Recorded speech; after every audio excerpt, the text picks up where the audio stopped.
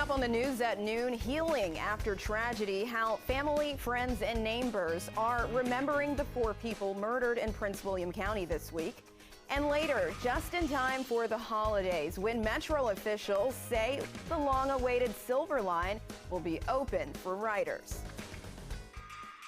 Good afternoon, and thank you for joining us for the news at noon. I'm Shanika Grimshaw, and we're just going to start out with meteorologist Scott Sumner, who joins us now. It is cold, Scott. I wore the biggest jacket I could find this morning. Well, you know, Shanika, it is cold. When your weatherman starts wearing vests, you know there's a problem, right? There you go. Yes. I tell you what, it was cold this morning, even some 20s in parts of the viewing area. We'll talk about that and show you what some of the morning lows were like. And we'll talk about not only this afternoon, but going into tonight and thereafter. With a chill, it's going to continue here, guys, for the next couple of nights. We'll talk about that and have your full 7-day all coming up. Shanika. Developing now, a pedestrian in Prince George's County is dead after a hit and run earlier this morning. It happened on Greenbelt Road around 2 a.m. Police are looking for the driver. Now, Greenbelt was shut down for hours after the accident, but it has since reopened. And developing now in Prince William County, family and friends are learning to deal with the tragedy after 4 people were murdered earlier this week. Last night, about 100 people gathered outside of the home.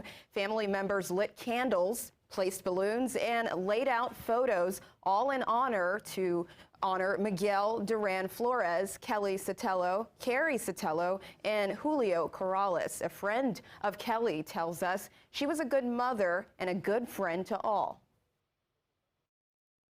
She was a beautiful soul. She was a friend that anybody could ask for. She was more than a friend. She didn't deserve it. Not her, her husband, or her daughter. Kelly Sotelo worked for the Prince William County School District.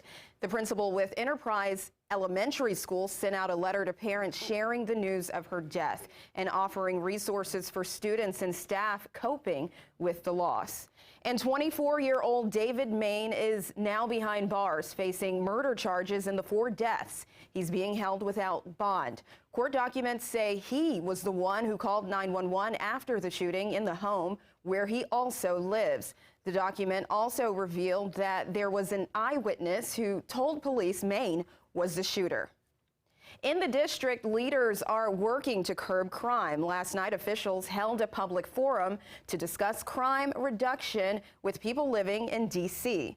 Also in attendance was D.C. Police Chief Robert Conti, the district's attorney general, and U.S. attorney. There have been 163 homicides in the district last year, which is 9 fewer than last year, according to D.C. police. This meeting gave leaders a chance to talk about what they're doing to reduce crime while giving the public a space to voice their concerns. There's so much going on in D.C. right now as far as violence and crime, gun violence, and I thought I would come out here to make sure I let my voice be known and kind of figure out what ideas are we going to implement in order to slow this process down with all this killing. Now, compared to last year at this point, violent crime and property crime was down by 4%. Also in the district, D.C. Council member Charles Allen announced a council vote on streamlining the adoption process for LGBTQ+ couples. Those using assisted reproductive technology, or ART, such as artificial insemination, in vitro fertilization, or a surrogate, have to go through months-long process to get approved. The bill, called the Expedited Adoption Eligibility Amendment Act, could cut through red tape and make the adoption process faster. And covering Frederick County, Maryland, the Frederick Center in the county has launched a new support group for people who come out later on in life. It's a challenge many members of the LGBTQ+ community face, understanding how they identify and helping to their confidence to share with the world. Now, a survey released by Gallup finds nearly 6% of U.S. adults identify as LGBT. In Frederick, there is now a support group for individuals who share their identity later in life. That new support group, called Worth the Wait, That's Glory Casuto. She came out as bisexual as a teenager, but later came out as non-binary as an adult.